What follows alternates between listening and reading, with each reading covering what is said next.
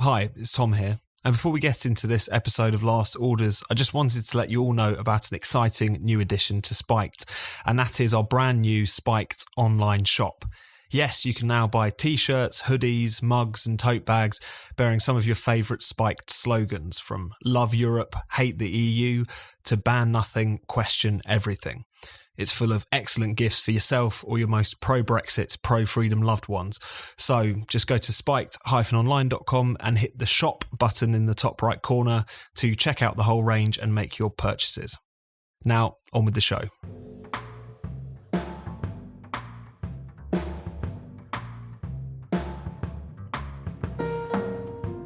Welcome to Last Orders, the Spiked podcast on all things Nanny State. I'm Tom Slater, Deputy Editor at Spiked, and this is the show where myself and the IEA's Chris Snowdon discuss the latest news in public health killjoyism, all with the help of an invited guest.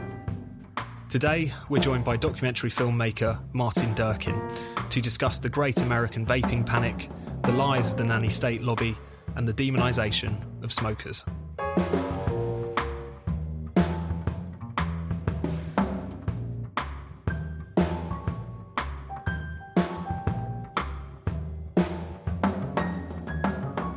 Hello and welcome to Last Orders, the Spiked podcast on all things Nanny State. I'm Tom Slater, and today, as ever, I'm joined by the IEA's Chris Snowdon, fresh off the train from Tory conference and suitably hungover. Hello, Chris. Hi, yeah, fresh is not the word I'd use.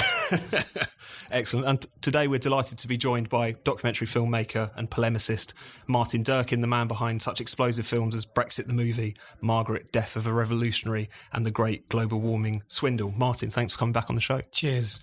So I hear, Martin, you're working on two new films at the moment, both set in America, one on guns, one on race, both of which sounds like they'd be quite of interest to Spike readers and listeners. Do you want to tell us a little bit about them? Yeah, the guns one is pro-guns, obviously, pro-Second Amendment, and looks at the connection between guns and freedom historically and today, and argues that the attempt to control guns is nothing less than an attempt by government to have a monopoly of force, and so argues vociferously against gun control on the basis of freedom, not on the basis of anything else, but freedom. How much do we trust the state, and where does sovereignty lie?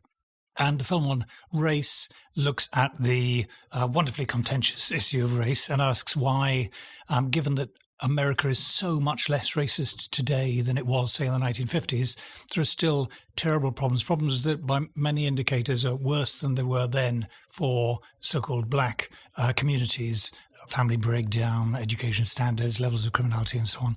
And we look at the fact that a lot of the source of these problems are connected with the welfare state and the creation, the growth of the welfare state in the 1960s in America. But then, of course, if you're part of big government, you're not likely to blame big government. So where do you find the excuse if it's not rubbish schools and the intervention of government? Then it must be racism. And of course, a lot of organizations are set up to combat racism, and those organizations cannot possibly see there being less of a problem. There must be more of a problem. So they redefine racism. It's not the old sort. It's systematic racism. It's institutional racism. It's racism in a glance, in a gesture, and so on and so forth. And where can listeners find out more about them? Are you crowdfunding these, am I right in thinking? We're about to crowdfund one. I mean, we're pretty much determined to make them anyway, but we're getting a crowdfunding to get the money together, because no broadcaster obviously touch these with a bloody barge pole. The wonderful internet that's going to let us do it. We look forward to those. So to kick things off, let's talk about something which we touched on last month, but has since exploded into a much bigger story, what Chris has called on Spike the Great American Vaping Panic. So many listeners will have seen headlines recently about a string of deaths linked to e-cigarettes allegedly in the US. At the time of recording, the death toll is said to have risen to about 16. People in various states been taking ill, with some, as the New York Times call it, mysterious lung illness linked to vaping. But what we're not being told so often, and what we touched on last month, is that what links a lot of these stories is the deaths were among people who were taken ill by smoking black market THC, effectively kind of cannabis vape juice rather than the legal safe products. But still, this story has fed a long-running war waged on vaping by US authorities and people in public health. So, Chris, we touched on this last month, but it has exploded since then. Could you give us just a little bit of background to those who haven't been following it, and an update, I guess, on where we're at the moment? Yeah, I can't remember exactly what I said about it last time, but obviously it was a month ago. I'm not sure how many people had died at the time. I think it was only one or two. But even then, it was very obvious that this was not an e-cigarette issue. It was a black market THC cartridge issue. You could tell that from the fact that the majority of the people involved admitted to having vaped THC cartridges, and the fact that these hospitalizations and deaths were clearly clustered in certain areas. And just logic would tell you that e-cigarettes aren't suddenly become fatal, having been used for a decade by tens of millions of people around the world. And those facts are still, they're even more obvious now. I mean, finally, in recent days, the Centers for Disease Control has put out some statistics saying that 77% of the people who've been hospitalized in this kind of outbreak have admitted to using THC vapes, but they are still pushing on and trying to implicate normal e-cigarettes on the basis that 23% of them haven't admitted to it. But admitted to it is the key phrase here, right? This is an illegal drug. Cannabis per se is illegal in most states, and even in the ones where it's legal, it's not necessarily legal to buy THC vape cartridges. So it's really obvious. I mean, a good analogy, I think, is if you've got a whole load of people falling down with the same disease at a music festival and 77% of them admit to having taken exactly the same drug, then you don't assume there's two different causes here. You just assume that the handful of people who haven't admitted to it were taking it but don't want to say it because it's illegal. It's pretty obvious what's going on. The chances of e-cigarettes suddenly becoming fatal at exactly the same time and in the same places as vape cartridges are manifestly seriously affecting people is too outlandish to really consider. So it's been fascinating to watch it. I mean, I was actually over in America last week, and it's just rolling news. It's constant scaremongering about this. Quite irresponsible, I think, of the health authorities not to make it crystal clear from day one that this was a THC vape cartridge issue. Stay away from black market THC vapes. Instead, they've issued a general warning against vaping per se. And this has now started in the last week or so to feed into the UK media. I'd love to know how much orchestration and coordination's going on behind the scenes amongst people who've always been against vaping. There's a few quite high profile public health academics in Britain who've always been against it. They're never going to change their mind. They just have to win. It's a battle of attrition. Somebody has managed to unearth a supposed vape related death from 2010 in the very early days of e-cigarettes. It was an open verdict, and no one really knows any details about it at all. It's just this guy's wife has kind of raised it. And supposedly there have been 200 cases of various kind of miscellaneous lung injuries or other forms of illness linked to e-cigarettes, but not in any proven way. It's like, where does this stuff come from? How come we've never heard about these 200 cases? Why have we never heard about this guy before? It's all very suspicious. Martin, what's your take on all of this? Yawningly predictable. There is a certain group in society who will always want to find the regulating class, if you like, who will always want to find a problem. They will always want to find something that gives them an excuse to intervene, to regulate, to study, to analyse, to pass another law, and they will find it whichever which way. It doesn't matter to them if it's irrational. The scare is irrational. It's got to be there, and it's got to demand, it's got to, legitimise more funding, more legislation, and so on. So you kind of just know that it's coming. And no sooner they get rid of smoking, which took years and years and years of bashing and bashing and bashing, you just know they're going to find a problem with whatever comes next. Apples are good for you, apples are bad for your teeth, apples are good for you. It's just whichever which way, there has got to be a problem for these people. There has got to be a problem, and it doesn't matter what the science says. I mean, that's the sad thing. We're here and we're chasing our tails, trying to point out the absurdity of pronouncements on global warming or on vaping, but it matters not to them. They don't give a stuff. And Chris, what do people who are kind of pushing this panic have to say about the fact that as you say, you're outside of America, these kind of people have been vaping very safely for a long time. I mean, how is this kind of scare story, I guess, being sustained in the face of all the evidence? What is it that's pushing this? Who are the people pushing this? The people pushing are a whole range of anti-smoking turned anti-vaping activists. The climate of opinion in academia and public health in America is very different to the climate of opinion over here. We're almost an outlier in a sense, and the Public Health England and such like are really quite pro-vaping, and hopefully will hold the line in the face of this growing pressure. It's pushed by a bunch of junk scientists and people who always had it in for vaping, who think vaping is a tobacco industry conspiracy. There's a gateway. I don't know if they even believe this stuff, but they certainly don't like people enjoying themselves with e-cigarettes.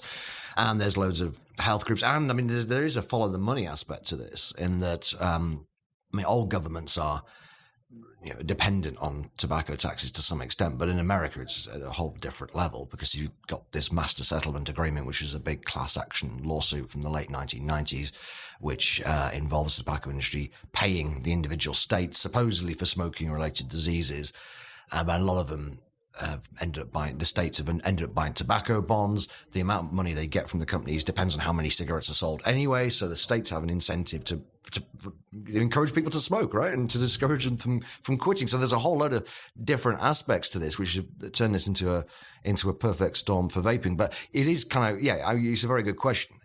How are they able to ignore the rest of the world? Well, Americans kind of do that, sometimes if they want to do it. It can be quite insular and inward looking. They are able to kind of block out what's going on elsewhere. And yeah, that does seem to be what's happening. Martin, on the point about America, what do you make of the fact that, America kind of held up for rightly or wrongly as a place where people are a bit more chilled out and free about various things in relation to lifestyle, speech, liberty, etc. For some reason, it's actually patrician Nanny State England, which is kind of far more pro-freedom in relation to something like vaping. There's a degree of kind of love of freedom and toleration and all the rest of it in both Britain and America. But there's also the other element. And, the warring sides are kind of, get the upper hand at different points. In America, which has obviously got an enormously strong a sense of individual freedom, Eisenhower, after the Second World War, warned of the emergence of the scientific, technical, administrative complex. After all the controls of the Second World War, after all the spending on public bodies, he warned that these are not going to dismantle themselves. They're going to grow and grow and grow, and it's going to be the that publicly funded science, administrative, health, education, arts funding complex that is going to be driving a lot of all this. And there's real coherence of it. We say who's behind the kind of vaping thing. You will usually find that the same people who will get on the anti-vaping bandwagon will also believe in global warming. They will also be Remainers. They will also, think mass tourism is bad. There's a whole cluster of beliefs, a suite of kind of ideas, a worldview that goes with that university-educated, largely publicly funded class where they will want to intervene. They will want to regulate. And it doesn't matter if there are ridiculous unintended consequences. It doesn't matter if the science isn't really there to justify it. It doesn't matter if the risk isn't real. There's got to be the threat of the risk. There's got to be some justification because they know that's in their interest. They are the class that studies, that analyzes the research, that draws up the legislation, that draws up the ideas, that implements them and so on. It is there, if you like, my old Marxist past talking here, it's in their class interest to do this. And so they will, follow it through with irrational vehemence. Mm. Chris, where do you see this all going next? Because it's clear that the industry is taking a bit of a battering. I've noticed that the chief executive of Juul, which is obviously the big e-cig out there, Kevin Burns, has stepped down. They've withdrawn advertising across the US. Do you think just the industry, the vaping industry over there, is just going to get more and more battered, more and more isolated as this goes on? It does look that way. It's not looking at all good for vaping at the moment. I mean, the industry is already faced with a lot of regulation from the FDA, which keeps getting pushed back. But at some point in the next few years, the idea is to take all e-cigarettes off the shelves anyway, unless they can be proven to be less hazardous than cigarettes, which you might think is an easy claim to prove. But actually, the way the system is set up, it's not at all easy. So yeah, it's looking bad. Juul is interesting because Altria, which is basically Philip Morris USA, they bought a third of Juul. They bought 35%, I think, only about 3 or 4 months ago, just before all this kicked off. Juul's value then was £12 billion. So Philip Morris paid £4 billion for it. Sorry, dollars, I should say, dollars.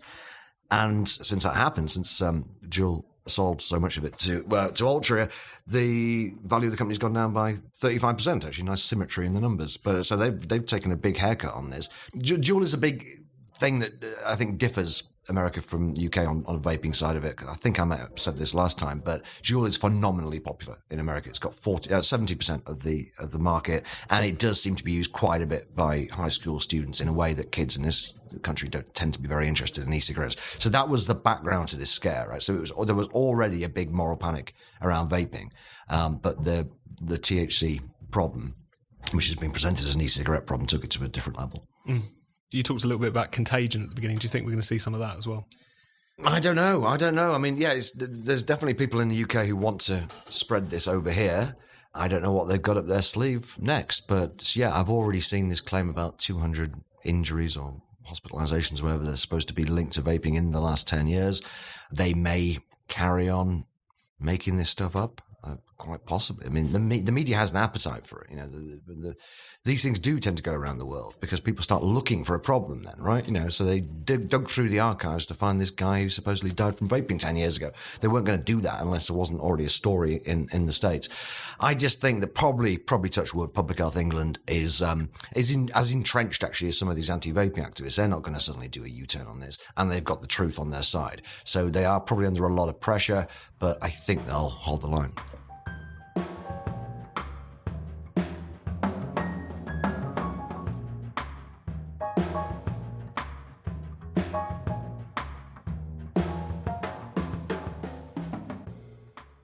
Hi, I hope you're enjoying the episode so far. And if you are, why not take a second to leave us a rating and a review with your podcast provider? It takes just 30 seconds and is a great way to help us reach new people. Now, on with the show. Okay, next up, let's return to minimum unit pricing on alcohol, an old friend of ours on this podcast. But specifically the kind of increasingly dodgy claims being made about it and its successes. So this is the Scottish Government's flagship health policy aimed at tackling alcohol-related deaths, which the government claim is caused by overly cheap booze, finally introduced last year. And since then, there's been a kind of concerted effort to present this as an instant success story, often through cherry-picking statistics and a lot of selective reporting. A few months ago, we talked about this set of statistics that came out, one of which suggesting that consumption had gone down, and then a couple of days later, one of which showing that alcohol-related deaths in Scotland actually gone up. Prizes for guessing which one was widely reported. And more recently, Chris, you picked up on claims again that apparently both sales and alcohol-related deaths are supposedly down. So were we wrong last time, or is this more selective reporting of the evidence? Horrendous junk science involved here. Just mind-boggling how brazen these people are. It's kind of interesting watching history being rewritten in real time, in the same way it's interesting watching a moral panic be fabricated in the United States. So yeah, you're quite right. In, I think, June, the official government statistics came out just for the calendar year 2018. So only 2/3 of that involved minimum pricing because the policy didn't come until April. But still, it showed actually a fairly routine decline in alcohol consumption, 2.9%, nothing out of the ordinary. It falls more often than not in Scotland in recent years. But this, as you say, very widely reported, great success for minimum pricing, supposedly. Then the next week, actually alcohol-related deaths have gone up. Again, nothing sensational. It tends to fluctuate a bit, but that wasn't reported at all until 2 or 3 weeks ago when suddenly the news that alcohol-related deaths in Glasgow had dropped quite sharply, something like 20% decline, was reported everywhere. Now, this statistic, this wasn't a study. It was presented as being a study. It wasn't at all. It was actually just some guy making an announcement at a conference. But he'd just gone into the spreadsheet that the government had issued a couple of months earlier. And yeah, overall deaths had gone up, but it breaks it down by different parts of the country, And of course, if you cherry pick one particular place, happened to be Glasgow where it'd fallen, you can use that in isolation and imply that minimum pricing is the cause of it. But if you'd gone to, Aberdeen, they would have found a 70% increase. And I mean, the point is you look at the figures overall, unless you're a crook, right? So it's obvious that these people are going to stop at nothing to present minimum pricing as a success. And this most recent study is unbelievable. So the actual figures for the off-trade, and it's the off-trade we're interested in. Minimum pricing is not going to affect pubs and restaurants. But the actual figures in the off-trade show roughly a 2% rise in alcohol sales in the first 9 months after minimum pricing began. These are kind of official, proper sales figures from a company that is not Nielsen, but it's like Nielsen. The study that came out in the, I think, British Medical Journal said that there was a 7.6% decline in alcohol sales in the off-trade in the 8 months after minimum pricing came in. And it's like, how can you possibly say this? And you look at the study, and over and over again, it says there was a fall of 7.6%. We believe this is due to minimum pricing. You go, there just wasn't. So how do you make this claim? And it's not particularly clear, even if you read the full study, but basically it's a modeling. I think we've talked about this modeling stuff before. You go into the data retrospectively and you just fit it and you say, well, we'll make up a counterfactual here in which alcohol sales rose quite a lot had minimum pricing not came in. We'll look at the difference and we'll call it a fall. But it's not a fall. I mean, as an academic exercise, you can maybe justify this kind of what if scenario, but it's not really proper science, and it's clearly biased by having people who are big supporters of minimum pricing do it in the first place. But the reality is there was not a fall. This is the important point. And so when the media, as it inevitably did, report it as a decline, it's just basically fake news. What else can you call it?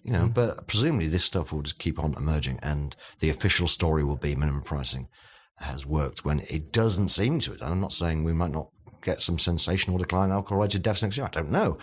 But if they're going to take a rise in alcohol sales and present it as a decline, I mean, they'll do anything, I think. I understand, obviously, why the public health bodies and the academics kind of push these very selective statistics, and obviously the politicians who've prominently backed those policies in the past. But Martin, why do you think the media so credulously kind of report these things or selectively report these things? They're part of the same class. People who go into the media are part of the university-educated nucleus, and they club together on all sorts of these issues, and so they will tend to, go along on this as with everything else. I must say, good on the Scots for still getting pissed. I mean, every time you see someone hitting back at this awful sort of regulating blob, there's a university-educated smug nucleus thing. You just want to kiss them. If I see someone smoking tabs, I just want to kiss them.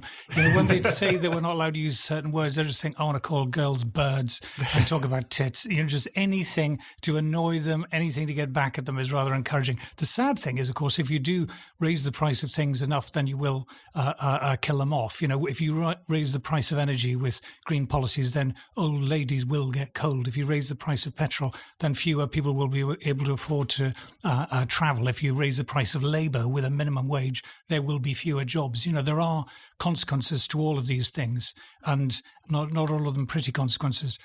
But also what they don't say is what's to blame, because obviously it's not really good that Scots people drink 55 bottles of vodka a year or whatever it is. But what people don't think about is the cause for a lot of Scots getting really pissed. And unemployment in Scotland was the result of government intervention in the 20th century. Industry used to be huge in Scotland, but the government intervened to form mergers and monopolies and fix prices and put down competition, and with disastrous results. And then when those disastrous results really got bad, they nationalised the companies with even more disastrous results, leading to the burgeoning of welfarism in Scotland, which itself, has had awful consequences. But of course, the government will never blame that, because that is to blame itself. So it looks at the side effects, like drinking, and then it'll try and regulate that. And of course, that will have unintended consequences, like prohibition did. But they don't mind these unintended consequences, because that's just an excuse for even more legislation and even more laws. Chris, there's been a lot of talk recently about lying in politics, spin, misinformation, this idea that the Leave campaign invented all of those things in 2016. A lot of that is quite overcooked. But at what point, when we're talking about this public health stuff in particular, they're just being so incredibly dishonest and lying? I mean, you on your blog pointed particularly to this statement put out by Nicola Sturgeon, which was just a complete inverse of the truth. I mean, at what point does spin and, cherry picking and things that are just par for the course on some level, whether we like it or not, cross the line into something else? And have we reached that with a lot of these nanny state policies? I think in common parlance, you would call it lying. Really. I mean, it's a lie, right? It's a lie to say that alcohol consumption fell at all after minimum pricing in this time period, but that is what's being claimed.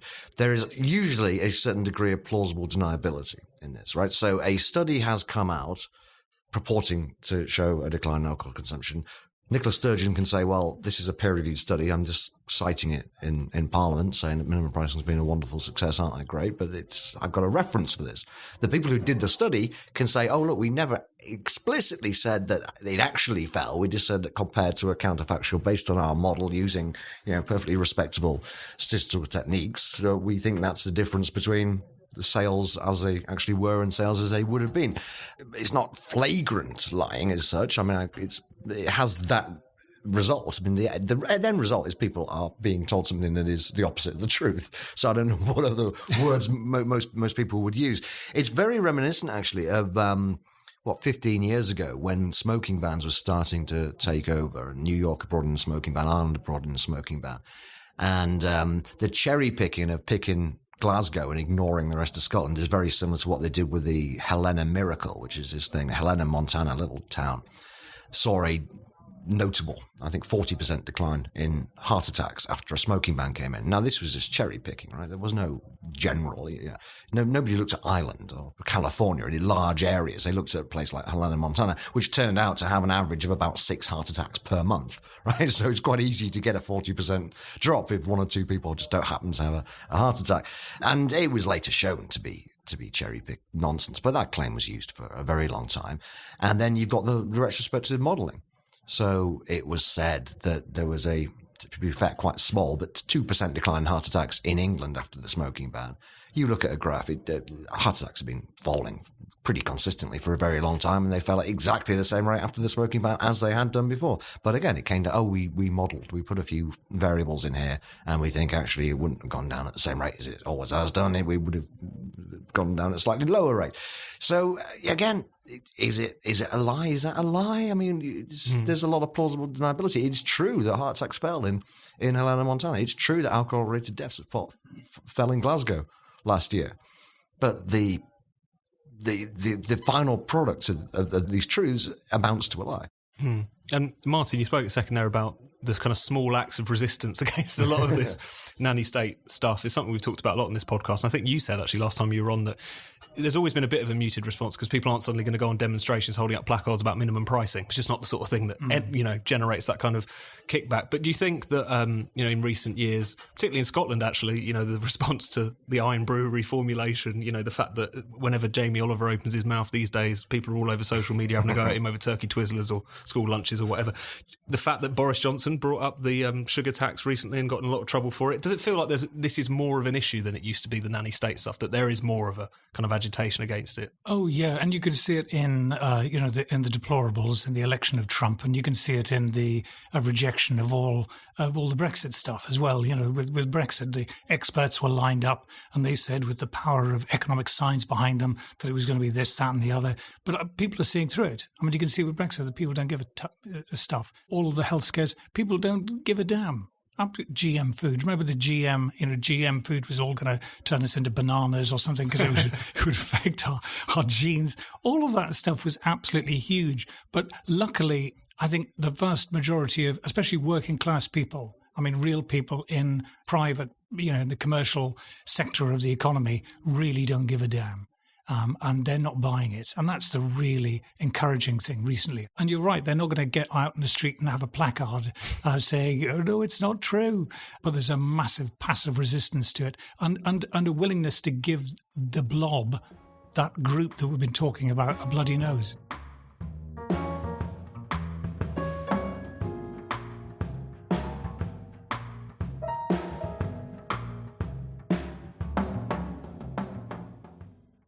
Last Orders, like all of Spike's podcasts, is free. There are no subscriptions, bonus episodes for paying customers. We want to reach as many people as possible. But to help us do so, we rely on the generosity of our listeners. So if you enjoy the show and have a bit of money to spare, please do consider making a donation. Anything you can give is greatly appreciated. Now, back to the show. Finally, let's turn to our last topic of the day. And the question really of, is it ever okay to spray smokers in the face with a fire extinguisher? So this was raised by a quite strange viral story about a restaurant owner in Salt Lake City in the US who sprayed a fire extinguisher in the face of a man who was refusing to put out his cigarette while smoking outside of his business. I think the man was smoking next to the seating area of the restaurant, and Utah law prohibits smoking within 25 feet. So they had a quarrel about this. He sprayed the bloke at close range. It's a bit of a mad story, but does it tell us something maybe about the war on smoking, the demonisation of smokers, and the kind of self-righteousness that this has bestowed on anti-smoking people or restaurateurs at least? Chris, I might be reaching a bit here, but what was your take on all this? Do you think it revealed something? Yeah, and I think the fact that it is actually the law not to smoke within 25 feet of buildings in this place is interesting because it gives license to people who are, who normally in saner times would be confined to the absolute lunatic fringes. 25 feet. I was just in Washington, D.C. recently, and they have the same law there. You can't, you're walking down the street, but you can't smoke within 25 feet of a building. So where are you supposed to smoke? 25 feet logically is the middle of the road, which seems unsafe, right? But maybe that's the whole idea. We'll just get the smokers in the middle of the road and knock them down. And it'd be a great victory for tobacco control. There probably is quite a bit of hostility and hatred towards smokers. I don't think there's that much of it actually in this country. I think that the government has done its best to try and whip up hatred towards smokers, but I don't sense that it's a widespread thing. In fact, opinion surveys still show to this day that most people would be happy for pubs to have a smoking room. So we haven't been completely bewitched by these decades of propaganda. I think it is a bit different in America. I think there is a genuine puritanism, a genuine fear as well. I mean, especially in places like California, they really do believe like a whiff of cigarette smoke outdoors could give you a heart attack and kill you. So yeah, weird hypochondria, but it can't be healthy, can it, for the government to be actively encouraging hatred? There was a TV campaign from the NHS, good 12, 13 years ago probably, if not more, which just ended with the slogan, "If you smoke, you stink." That's all it said. And it was the gist of the film was it was some attractive woman trying to get off with this guy in a nightclub, and then he's about to kiss her, and then he sees her horrible stinky teeth and runs a mile, and then she sits down there feeling thoroughly miserable, and it says, "If you smoke, you stink. NHS, get help." So that's that element of what they call denormalization is indistinguishable from demonization, from stigmatization, as far as I can see. And so it's not surprising that you get some lunatic like this guy essentially assaulting somebody for smoking in the outdoors. Martin, what did you think of that video? I think it's demonstrative of intolerance in a certain class. I don't think it's sort of, you can say, you're all about the class today, I really am. I've got a bee in my bonnet. But it's true, if you go to a building site and you have a sort of sneaky gasper, one of the builders aren't going to go around saying, "How dare you smoke?" It's going to be some university-educated lefty member of the new class who gets a bee in his bonnet about that. There is just no way in that. If you're a trailer trash, America, people don't give a stuff. It's if you're somewhere where there are global warmers about, that's the intolerant class. They're the ones who will really scream if you use the wrong word, will absolutely throw things at you if you say that you voted Brexit or whatever it is. There is that intolerant, university-educated, left-leaning, statist, middle-class perspective of that regulating class, and they are vicious, they're intolerant, they're single-minded, and it stems from a lack of respect of the freedom of others.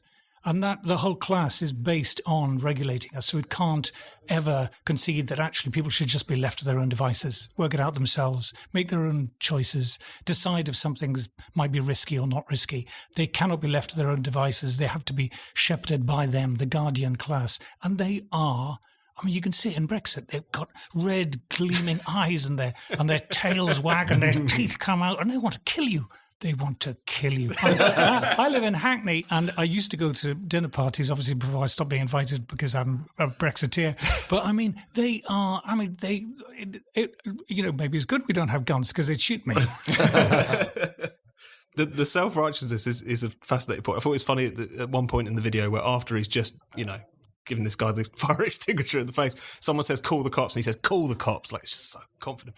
But Chris, you were talking there about the denormalization stuff. I wonder if you could say a little bit more about that, because it is the great kind of lie of Nanny State stuff that this is just about, look, we don't care what choices you make, just don't do it around people that it might hurt, don't do it around your kids, don't smoke secondhand smoke on people who don't want it. But really, the underlying stuff of a lot of this is pushing people around and telling them what is good and bad behaviour. That's been. Could you just tell us a little bit about that and the denormalization aspects to?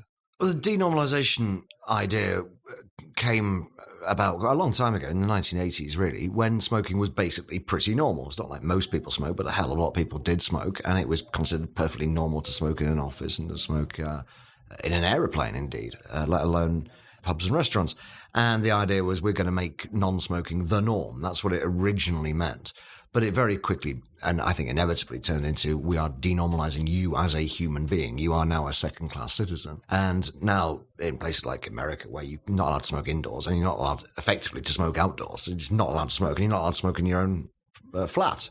I mean, all public housing now in America has a smoking ban in it. Right, because we can't have secondhand smoke, slipping out a window and going to somebody else's window because it might kill them. But it's obviously just to stop people smoking. The secondhand smoke stuff was always nonsense anyway. It was weaponized because they didn't feel they could actually ban the sale of cigarettes, so they just ban you from using them anywhere. It has the same kind of effect. And I don't smoke anymore, and sometimes I forget about how rough it is being a smoker. But it really is.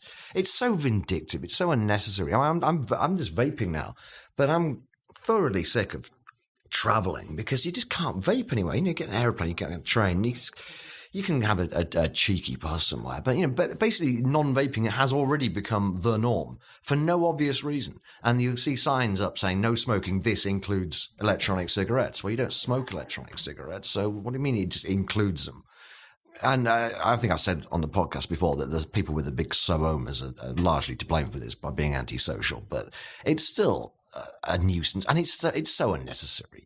We didn't have to include every single pub, restaurant, working men's club, private members club in the smoking ban. We obviously could have had designated smoking rooms, but if we'd have done that, that's how it would have always stayed, you see. And the anti-smoking people knew that. They said, if you create what is effectively a nice compromise that accommodates both non-smokers who essentially do have it as the norm that you don't smoke, but there is a room smokers can go to. Smokers would be okay with that. Non-smokers would be okay with that. You'd have a fairly harmonious society, and there would be no excuse for pushing it further. So a lot of these guys quite literally would rather not have a smoking ban at all than have one with exemptions to it. They'd rather wait until they can push for a full ban on smoking than have a compromise which is probably going to stay there because most people are basically happy with it. Yeah, they're also against genetic engineering of tobacco to take out the carcinogens. It is not, the point is not safety. All the time, there are really terribly unsafe things about all sorts of things these people try to pass. Not about safety, it's about control. Chris, Martin, thank you very much. Thank you. Thank you.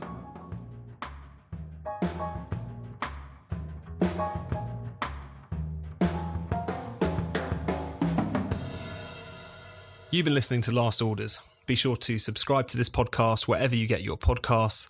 Please do take a moment to give us a rating and a review.